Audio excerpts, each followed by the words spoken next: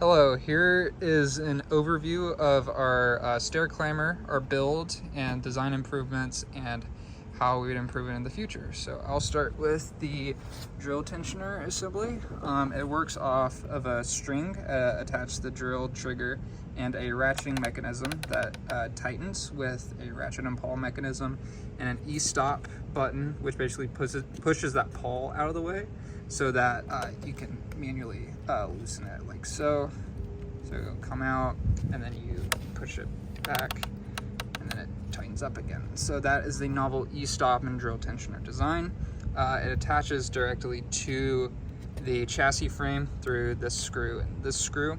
I try to work with where the screw placements were already there so that I didn't have redundant parts and everything. So that is the drill tensioner design that I came up with. And now I'll move on to the improvements to the chassis.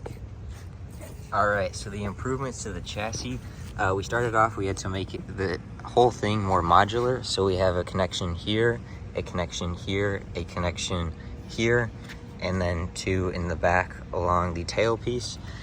We added a curved wooden piece at the end so that it wouldn't scrape the floor or damage the stairs as it's climbing.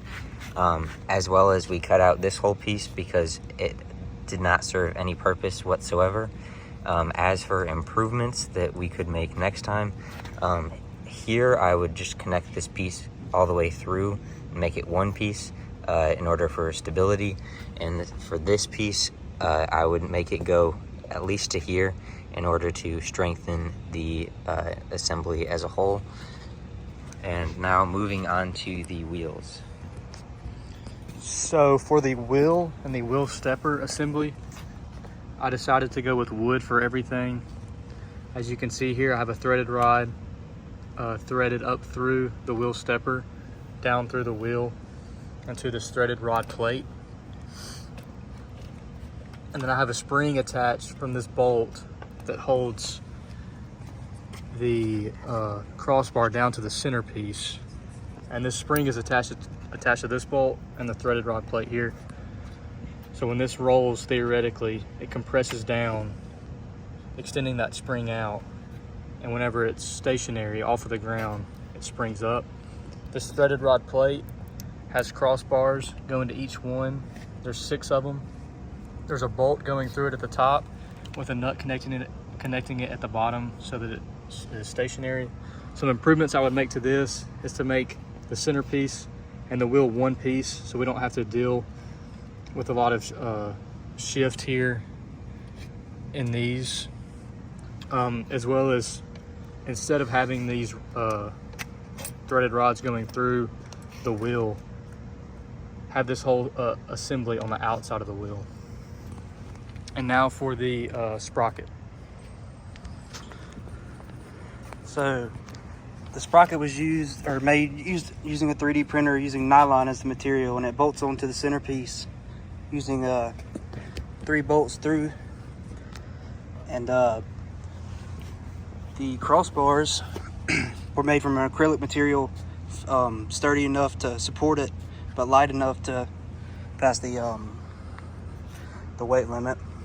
And going back, I would probably use aluminum for a little bit more sturdiness, and would use the water jet to make the sprocket.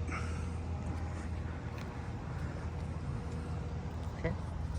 And now we will demonstrate the functionality, it running with the drill and the tensioner going. So let's see how it goes.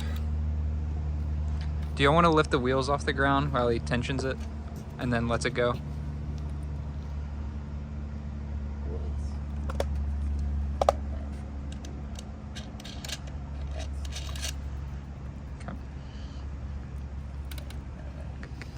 Yeah, there you go.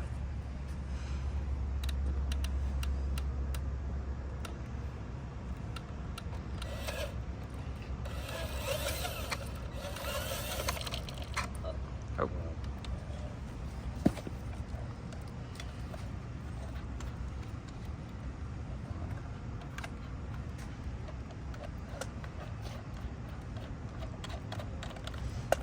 So it A little bit of technical difficulty.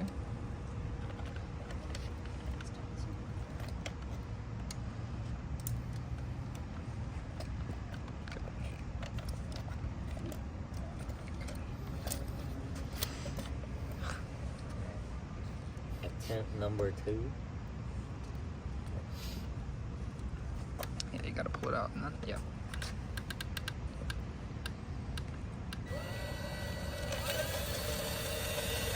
Oh, and the chain fell off. Yep. What time's the charge? Okay. First try. First try. First try.